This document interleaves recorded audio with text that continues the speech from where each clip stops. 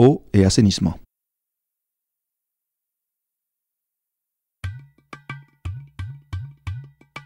L'accès à l'eau propre et aux services sanitaires est un besoin de base.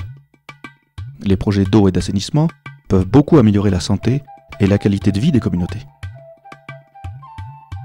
Les pratiques favorables à l'environnement sont essentielles dans les projets d'eau et d'assainissement.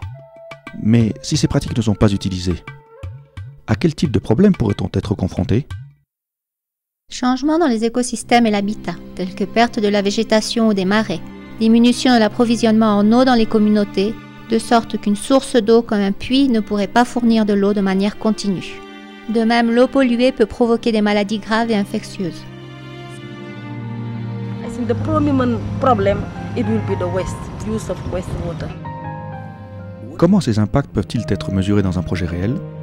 Dans un orphelinat en Afrique de l'Ouest, qui héberge plus de 100 enfants, un projet de latrine a été mis en place.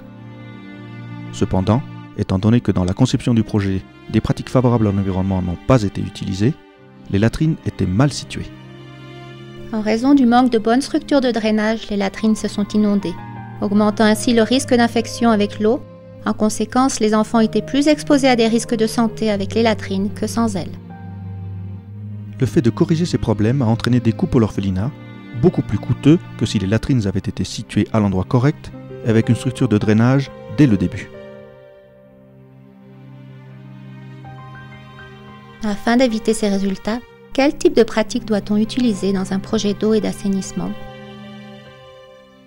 Au moment de concevoir une stratégie, il est très important d'intégrer des campagnes d'approvisionnement en eau, assainissement et hygiène. Cela permet de prévenir la transmission de maladies et améliore la santé publique, ce qui est l'objectif primordial des projets en eau et assainissement. La participation de la communauté dans la conception et la contribution des coûts est nécessaire pour développer un projet qui soit approprié à l'échelle et la capacité de l'œuvre. La planification technique et l'analyse de l'eau doivent aussi être inclus dans la phase de conception.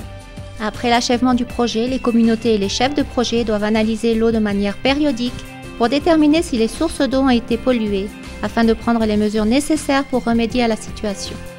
Cet exemple montre qu'un petit investissement dans des mesures de mitigation dès le début du projet peut réduire le risque de défaut de celui-ci et le besoin de l'application de mesures correctrices coûteuses en temps et en argent.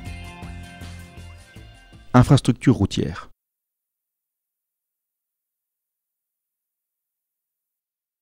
Comme dans les projets en eau et assainissement, les pratiques favorables à l'environnement sont vitales dans la construction et la réhabilitation des routes.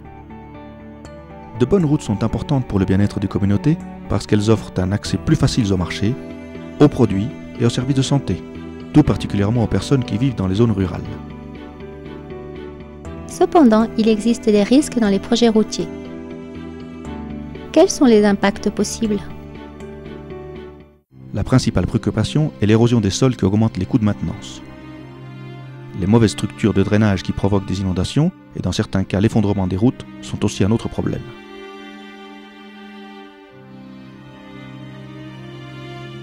La déforestation et la perte d'espèces endémiques constituent aussi un autre impact défavorable.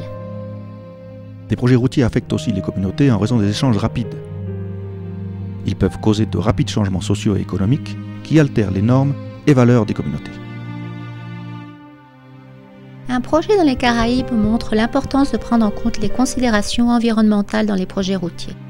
Pendant la phase de conception, les planificateurs ne prennent pas en compte les sols instables pour la situation des routes et n'établissent pas non plus de mesures pour contrôler l'érosion ou un système de drainage. En conséquence, une section de 40 mètres de route s'effondre au cours de la première année de mise en service.